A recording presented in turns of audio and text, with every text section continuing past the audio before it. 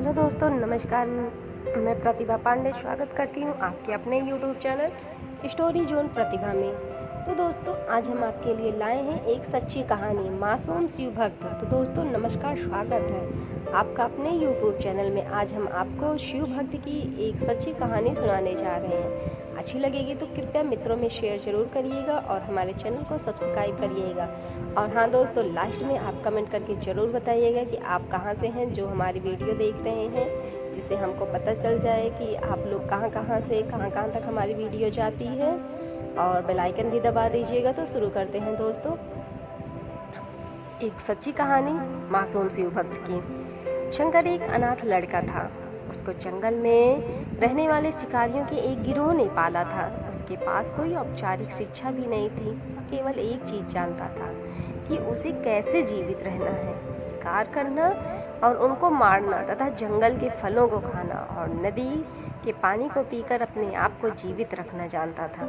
एक दिन वह अपना सारा रास्ता भटक गया और उसने देखा कि कुछ लोग नदी के किनारे पर बने एक पत्थर की आकृति के चारों ओर जोर जोर से चिल्ला रहे हैं।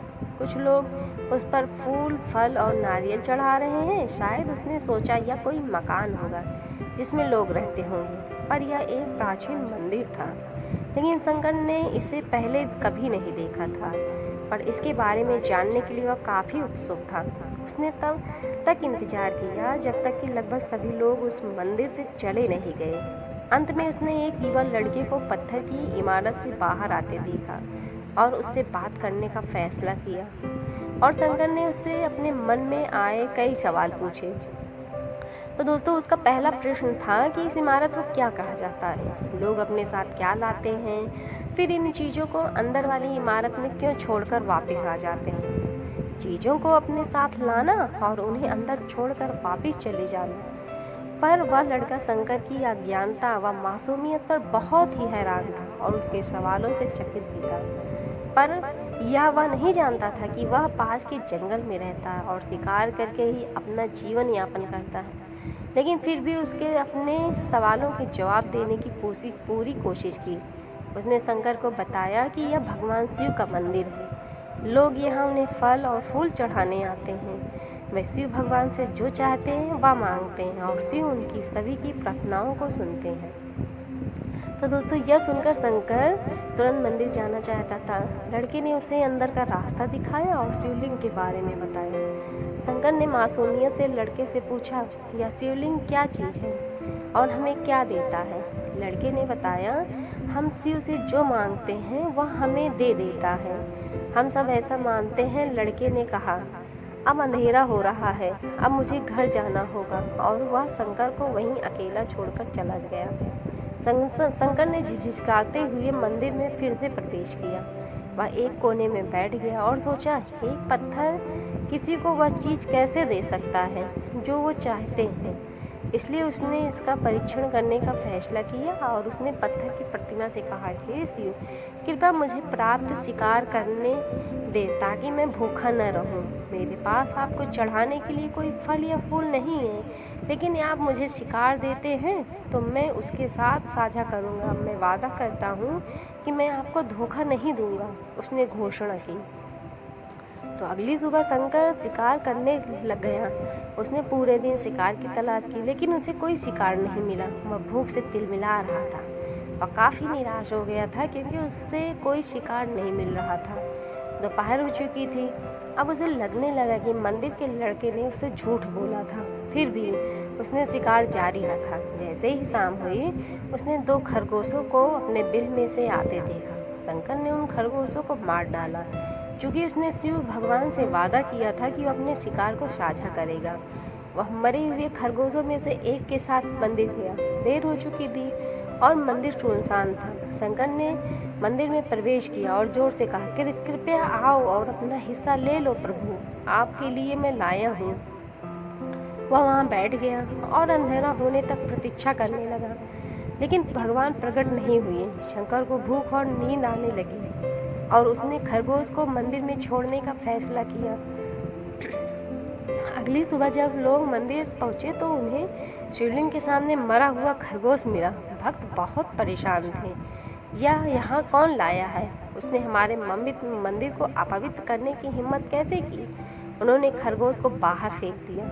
अगले दिन शंकर अपनी भूख मिटाने के लिए जंगल में शिकार करने गया, लेकिन इस बार उसकी किस्मत अच्छी नहीं थी और उसे शिकार भी नहीं मिला। उसने सोचा आज रात को मंदिर जाना चाहिए और शिव से पूछना चाहिए कि उनको खरगोश का भोजन कैसे लगा।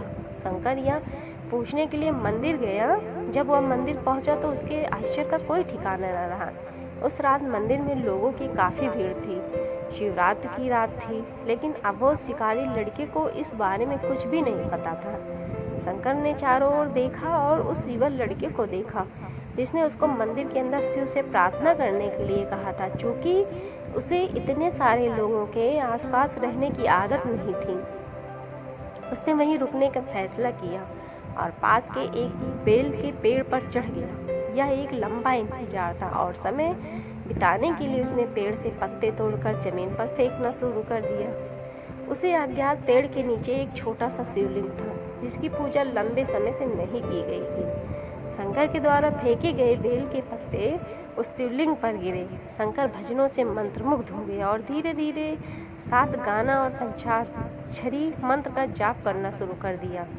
रात भोर में बदल गई और सभी भक्त मंदिर से चले गए। शंकर पेड़ से उतरा और मंदिर में प्रवेश किया। उसने देखा कि शिवलिंग की आंखों पे लाल निशान थे।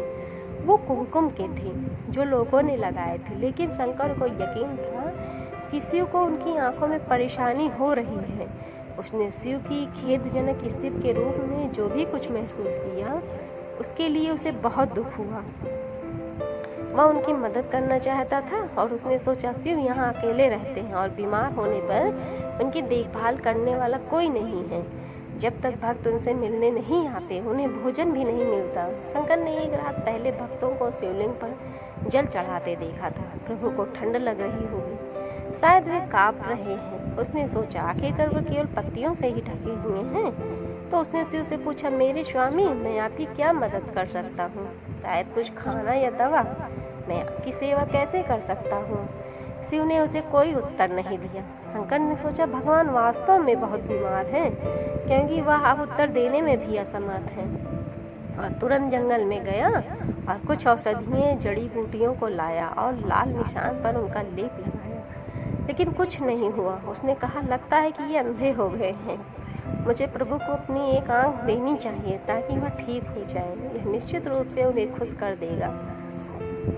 उसका दिल पवित्र था। उसने वहां शिव के हाथों में रखे त्रिशूल को उठाया और त्रिशूल को अपनी दाहिनी आंख की ओर ले गया और अपनी आंख को निकालने का प्रयत्न किया। शंकर अनपढ़ था, उसे मंत्रों या पूजों के उचित तरीकों का कोई ज्ञान नहीं था, लेकिन उसकी भक्ति की कोई सीमा नहीं थी। जैसे ही वो अपनी आंख निकालने वाला था, शिव अपनी पत्नी पार्वती के साथ प्रकट हुए। उन्होंने पार्वती से कहा, इस भक्त शंकर ने अनजाने पर शिवरात्रि पर उपवास किया, बेल के पत्तों से मेरी पूजा की और साबित किया कि उसका दिल बेदाग व पवित्र है।